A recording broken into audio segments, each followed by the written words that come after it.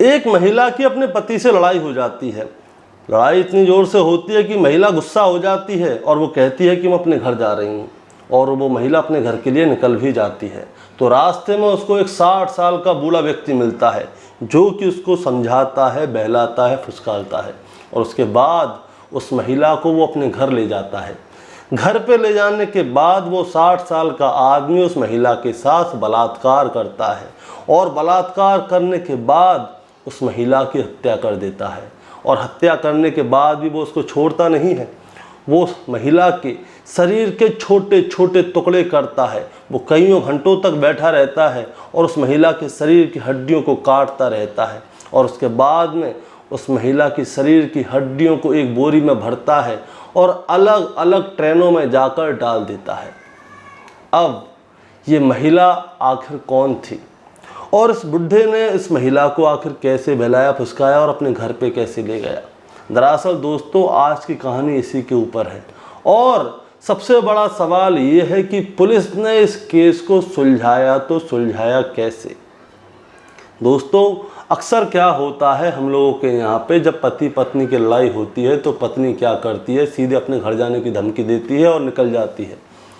तो इस कहानी से बहुत सारी चीज़ें हमको सीखने के लिए मिलेंगी कि जब भी कभी लड़ाई वड़ाई हो तो कहीं जाने की ज़रूरत नहीं है, घर छोड़ने से अच्छा आप कमरा छोड़ के दूसरे कमरे में चले जाओ।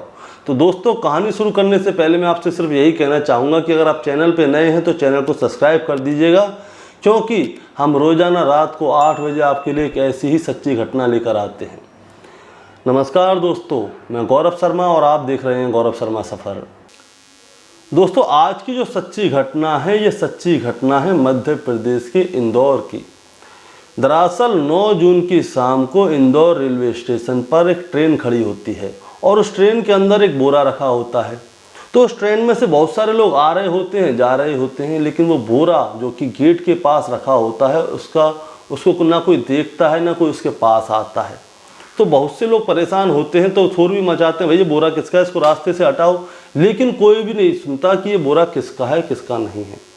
तो बहुत से लोग ये सोचते हैं कहीं ऐसा तो नहीं कि कोई इस बोरे को भूल गया हो, या फिर इस बोरे के अंदर कोई कीमती सामान हो, या कुछ भी हो सकता है। तो लोग क्या करते हैं, पहले तो खूब सारी आवाज़ लगाते हैं, भाई ये बोरा किसका है, ये बोरा किसका है, ये बोरा किसका है, लेकिन कोई सुनता ही नहीं है। अब क्या करते हैं, वहाँ पे 3-4 लड़के होते हैं, वो कहते हैं चलो इस बोरे के अंदर देखते हैं है क्या। अब वो लोग क्या करते हैं, उस बोरे को खोलते हैं। अब उस बोरे को खोलते हैं तो उस बोरे के अंदर में उनको एक प्लास्टिक की बोरी और मिलती है, वो प्लास्टिक की बोरी जिसमें हम आटा वगैरह लेकर आते हैं। वो कहते हैं इसके अंदर तो एक और बोरी है। अब वो कहते हैं इसको भी खोलो। अब जैसे ही वो उस बोरी को खोलते हैं और उस बोरी को खोल कर देखते हैं तो उनकी आंखें खुली की खुली रह जाती हैं और उस ट्रेन में चीख पुकार मच जाती है। दरअसल दोस्तों, उस बोरी के अंदर एक महिला की टांग थी, पूरी की पूरी टांग, और शरीर के हिस्से के कुछ पीस पड़े हुए थे। अब क्या होता है, उस बोरी को देखते ही वहाँ पे शोर होना शुरू हो जाता है, चीख पुकार होनी शुरू हो जाती है, और तुरंत ही रेलवे पुलिस और जीआरपी को बुलाया जाता है। वो आते हैं मौके पर और देखते हैं कि इसके अंदर तो एक महिला की टांग है। अब वो लोग क्या करते हैं, उस टांग को जब्त कर लेते हैं और पूरी ट्रेन को खाली करवा दिया जाता है, और देखते हैं कहीं ऐसा ना हो इस ट्रेन के किसी और डिब्बे में कोई हड्डी वड्डी और पड़ी हो, या इस महिला के शरीर का कोई और हिस्सा पड़ा हो। तो वो सारी ट्रेन को स्कैन कर लेते हैं, लेकिन उसके अंदर कुछ भी नहीं मिलता। अब इंदौर पुलिस क्या करती है, ये शनाख्त करना शुरू करती है कि आसपास के एरिया में से कोई महिला ऐसा तो नहीं है गायब हुई हो, खो गई हो, कोई रिपोर्ट दर्ज की हुई हो आजकल के समय में। तो वो क्या करते हैं, सारे पुलिस स्टेशनों में उसकी जो पीस मिलते हैं उन सब के फ़ोटो सर्कुलेट करवा देते हैं कि ऐसे ऐसे करके ट्रेन में एक महिला की लाश मिली है, यानी कि लाश के शरीर के हिस्से मिले हैं। अब इंदौर पुलिस क्या कर रही होती है, इधर अपनी जांच पड़ताल कर रही होती है। अब इधर दूसरे दिन यानी कि 10 जून वाले दिन उत्तराखंड के ऋषिकेश में भी एक ट्रेन आकर रुकती है। अब उस ट्रेन के अंदर महिला के शरीर का ऊपर का हिस्सा होता है, यानी छाती वाती। अब वहाँ पे भी ऐसा ही हड़कंप मचता है कि अरे ये क्या। अब उत्तराखंड की पुलिस भी ऐसे ही करती है, सब जगह इसके फ़ोटो को वायरल कर देती है और कहती है कहीं ऐसा तो नहीं आसपास में कोई महिला गायब हुई हो। तो पता चलता है कि 9 तारीख को इंदौर रेलवे स्टेशन पर भी ऐसे ही एक महिला की टांग के हिस्से मिले हैं। तो वो दोनों पुलिस एक दूसरे से संपर्क करती है कि आपके यहाँ पर ट्रेन कहाँ से आई थी, तो पता चलता है कि इंदौर से आई है। चलिए कोई दिक्कत नहीं। अब उसके आगे देहरादून में भी यही होता है, उस महिला के शरीर के हिस्से वहाँ पे भी मिलते हैं, और भी 2-4 जगह पे अलग अलग ट्रेनों में क्या होता है, इस महिला के शरीर के हिस्से मिल रहे होते हैं। अब कोई दिक्कत नहीं। अब ये लोग क्या करते हैं, आसपास के ज़िले में ये सर्कुलेट करवा देते हैं कि कहीं यहाँ से कोई महिला गायब तो नहीं हुई। अब उस महिला के शरीर पे जो कपड़े थे उनको भी दिखाया जाता है कि कौन महिला है, कैसी है, क्या है। तो हर जगह पे ये शोर हो जाता है कि ट्रेन में अलग अलग हिस्सों में महिला के शरीर के अलग अलग हिस्से पाए हैं, और जिन जिन जगह पे इस महिला के शरीर के हिस्से पाए गए थे उन सभी जगह की पुलिस सतर्क हो गई थी और आसपास के एरिया में छानबीन कर रही थी।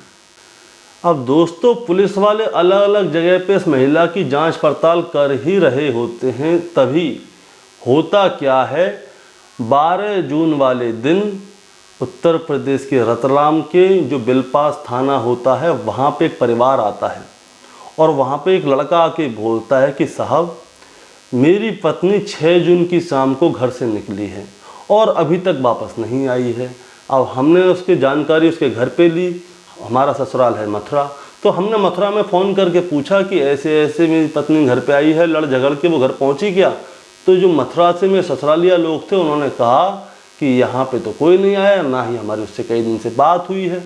अब मैंने उसको हर जगह ढूंढ लिया, जगह जहाँ जहाँ पे वो बात करती है, जो उसके जानने वाले हैं, सबसे जांच पड़ताल कर ली, लेकिन मुझे मेरी पत्नी का कोई भी पता नहीं मिल रहा है। वो लड़का कहता है कि मुझे ऐसा लगा जो मेरी ससुराल है मथुरा में, उन लोगों ने मेरी पत्नी को छुपा लिया है, क्योंकि मेरी अक्सर अपनी पत्नी से लड़ाई हुआ करती थी, लेकिन उन लोगों ने उसको नहीं छुपाया। और हमने ये भी सोचा कि शायद हो सकता है किसी रिश्तेदारी में गई हो, तो रिश्तेदारी में भी नहीं। हमने पूरे 6 दिन हो गए अपनी पत्नी को ढूंढते ढूंढते, लेकिन वो हमें कहीं पे भी नहीं मिली। अब जो बिलपास थाने के जो पुलिस वाले होते हैं वो कहते हैं तुम्हारी पत्नी का कोई फ़ोटो वोटो है, अगर फ़ोटो वगैरह है तो दिखाओ। अब वो अपनी पत्नी का फ़ोटो दिखाते हैं। जैसे ही वो अपनी पत्नी का फ़ोटो दिखाते हैं तो उसकी एज को देख के पुलिस वाले कहते हैं कि हमें इंदौर रेलवे स्टेशन पर एक लाश मिली है, यानी कि लाश के शरीर के टुकड़े मिले हैं। ज़रा एक बार तुम उन्हें देखो, उसके कपड़े देखो और इसे पहचानने की कोशिश करो, कहीं ऐसा तो नहीं यही तुम्हारी पत्नी के शरीर के टुकड़े हों। तो पुलिस वाले उसको फ़ोटो दिखाते हैं। अब जैसे ही वो फ़ोटो दिखाते हैं तो उसका पति उस लड़की के जो कपड़े पहने हुए होते हैं उनको देखकर, जो उसके पैर होते हैं, अच्छी तरह से देखता है और देखते ही कह देता है कि ये मेरी पत्नी ही है। अब क्या होता है दोस्तों, अब राज खुल चुका है कि ये लड़की कौन थी जिसकी लाश थी, ये कहाँ की रहने वाली थी, या रतलाम की रहने वाली थी। अब इससे पूछा गया कि तुम्हारे घर पे उस दिन हुआ क्या था, तो वो बताता है कि 6 जून की शाम को किसी छोटी सी बात पर ही मेरी पत्नी से मेरी बहस हो गई। अब वो कहती है कि मुझे आपके साथ नहीं रहना, मैं अपने घर जा रही हूँ मथुरा। अब रतलाम से मथुरा आने का सिर्फ एक ही रास्ता है, यहाँ से ट्रेन आती है और वो है उज्जैन। अब क्या होता है, इसका मतलब ये है कि ये महिला उज्जैन गई होगी। पहले क्या करते हैं, वो उसके पति को अपनी हिरासत में लेते हैं और उसके साथ में Ratlam bus stand, Ujjain bus stand, railway station, सब जगह जाते हैं और उसकी जांच पड़ताल करते हैं कि कहीं किसी CCTV कैमरे में वो दिख जाए। लेकिन होता क्या है, अचानक से ही 6 जून की शाम को ही उज्जैन रेलवे स्टेशन पर वो लड़की एक CCTV कैमरे में दिख जाती है। वो लड़की अकेली आती है रेलवे स्टेशन पर और वो प्लेटफॉर्म पर आकर बैठ जाती है। अब वो प्लेटफॉर्म पर आके बैठती है तो उसके पास एक बूढ़ा व्यक्ति भी आता है और वो दोनों थोड़ी देर तक बात करते हैं, और बात करने के बाद वो लड़की और वो बूढ़ा व्यक्ति रेलवे स्टेशन से बाहर निकल जाते हैं। अब पुलिस को ये पता चल चुका था कि ये लड़की अकेली आई थी और स्टेशन पे भी आई थी और इसकी किसी बूढ़े व्यक्ति से बात हुई है और उस बूढ़े व्यक्ति के साथ ही ये कहीं गई है। अब पुलिस का प्राइम सस्पेक्ट था वो बूढ़ा आदमी, कि ये बूढ़ा आदमी कौन है, इसके बारे में जांच पड़ताल की जाए। तो पुलिस क्या करती है, उसके फ़ोटो को जो रेलवे स्टेशन पर लोग होते हैं उन सभी को दिखाती है। अब जैसे ही पुलिस उस बूढ़े व्यक्ति के फ़ोटो को वहाँ पे रेलवे स्टेशन पे सभी को दिखाती है, तो रेलवे स्टेशन पे जो चाय वाले होते हैं और आसपास के दुकान वाले होते हैं या रेलवे का स्टाफ होता है, तो वो देखते ही पहचान जाते हैं, अरे ये तो कमलेश है, इसको तो हम जानते हैं। तो पुलिस वाले पूछते हैं कि ये कमलेश कौन है, तो वो बताते हैं कि ये बूढ़ा आदमी रोज़ाना रेलवे स्टेशन पर आता है, घूमता है, फिरता है, कोई काम की चीज़ होती है कूड़े कबाड़े में तो उसको उठाकर वहाँ से ले जाता है। तो उससे पूछा जाता है कि ये कमलेश रहता कहाँ है, तो वो कहते हैं ये रोज़ाना शाम को यहाँ पे आता है, आज भी आएगा, अब कोई दिक्कत नहीं। अब पुलिस वाले सिविल ड्रेस में वहाँ पे जाके बैठ जाते हैं और उस बूढ़े आदमी यानी कि कमलेश का इंतज़ार करते हैं कि ये कमलेश कहाँ है। अब शाम का समय होता है और कमलेश की एंट्री होती है रेलवे स्टेशन पर। अब जैसे ही कमलेश की एंट्री रेलवे स्टेशन पे होती है, तुरंत उसको पुलिस धर पकड़ कर लेती है और उसको लेकर साइड में आती है। तो उससे पूछती हैं कि तू किसी औरत से मिला था 6 तारीख की शाम को? वो कहता है नहीं बाबूजी, मैं तो नहीं मिला। तो उसमें 2 थप्पड़ लगाती है, फिर पूछती है सही से ही बता, मिला था कि नहीं मिला था? तू किसी औरत को अपने साथ कहीं लेके गया था, उसका क्या किया तूने? तो वो फिर भी मना करता है। फिर उसको वीडियो दिखाते हैं, ये देख, ये वीडियो देख रहा है, ये तू ही है ना, और ये औरत तेरे साथ जा रही है ना, अब सही सही बता तू उसे कहाँ लेके गया। अब वो बूढ़ा आदमी वहाँ पे फिर से कहता है नहीं बाबूजी मैंने कुछ नहीं किया। तो पुलिस क्या करती है, यहाँ पे सही से नहीं बताएगा, इसको थाने लेकर चलो। अब उस बूढ़े आदमी को लेकर वो थाने आ जाते हैं और उससे पूछते हैं सही सही बता तूने क्या किया। और दूसरी टीम जो होती है उस बूढ़े आदमी के घर पे जाती है जांच पड़ताल करने के लिए। तो उस बूढ़े आदमी के घर पे क्या है, घर में खून के ट्रेसेस मिलते हैं। तो अब यहाँ से खून के ट्रेसेस मिल गए। अब थाने में उससे पूछा जाता है सही सही बता, तेरे घर में महिला के खून के वो भी मिले हैं और ये वही महिला है, डीएनए चेक करा लिया है, अब कोई दिक्कत नहीं। अब वो बूढ़ा आदमी फिर भी मना करता है कि भाई मैंने कुछ नहीं किया। तो उसमें मार लगाई जाती है थोड़ी बहुत, उसके साथ सच्चाई दिखाई जाती है, तभी बूढ़ा आदमी सब कुछ कबूल कर जाता है। अब उससे पूछते हैं कि सही से ही बता क्या हुआ था उस रात। तो वो बोलता है हुआ ये था 6 जून की शाम को जब मैं स्टेशन पे गया था तो एक महिला थी जिसकी उम्र 25 से 30 साल के आसपास रही होगी। वो एक बेंच पर बैठकर रो रही थी।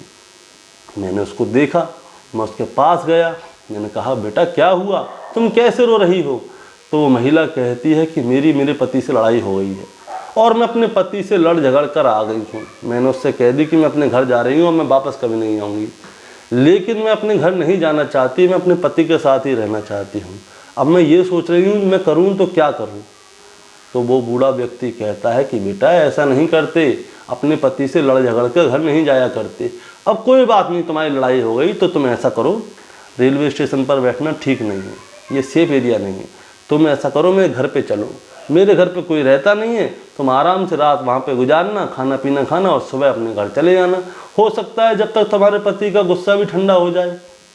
तो ये आइडिया पहले तो महिला मना करती है कि मैं नहीं जाऊँगी, ये वो फलान ढिकान कहाँ क्या करूँ। तो आपके घर वाले, वो कहता है मेरे घर पर कोई रहता नहीं, मैं अकेला रहता हूँ बेटा, और तू तो मेरी बेटी जैसी है।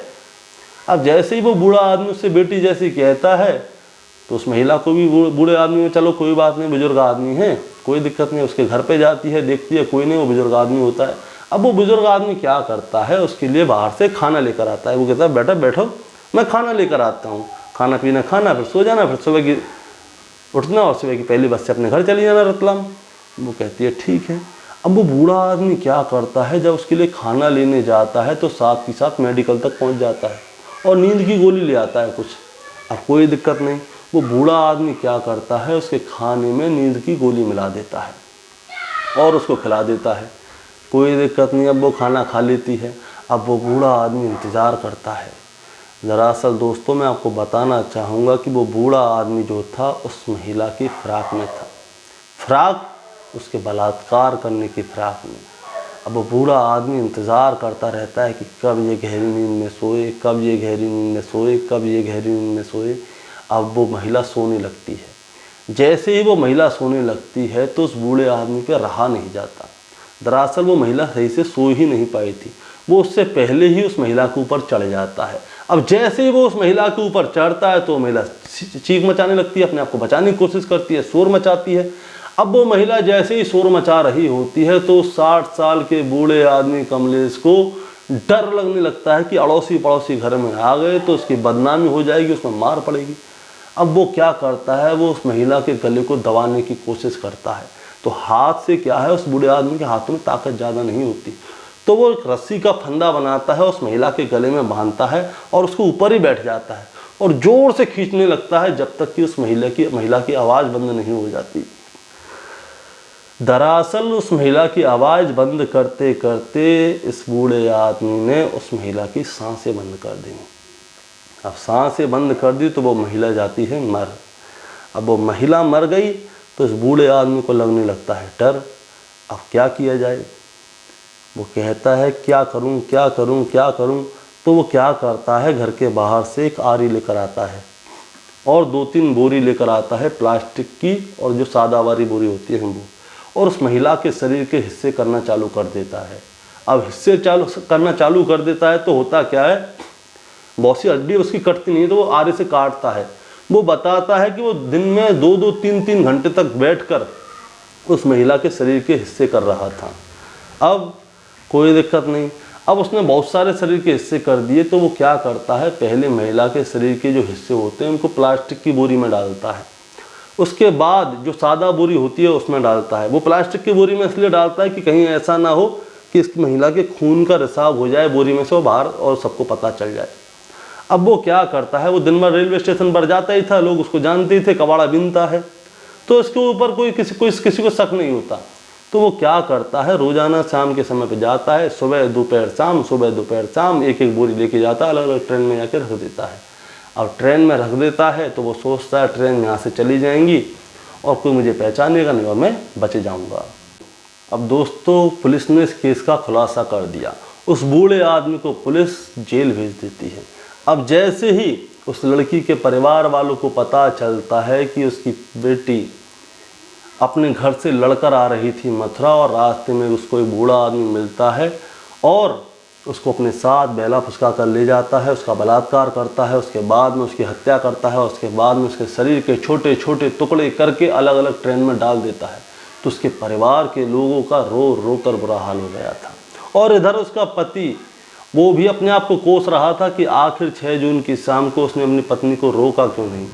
अब जैसे ही उसको पता चलता है कि उसकी पत्नी की हत्या हो गई तो उसका भी रो रो कर बुरा हाल था। उसके ससुराल हो चाहे मायका हो, दोनों में ही परिवार वालों का बुरा हाल हो जाता है।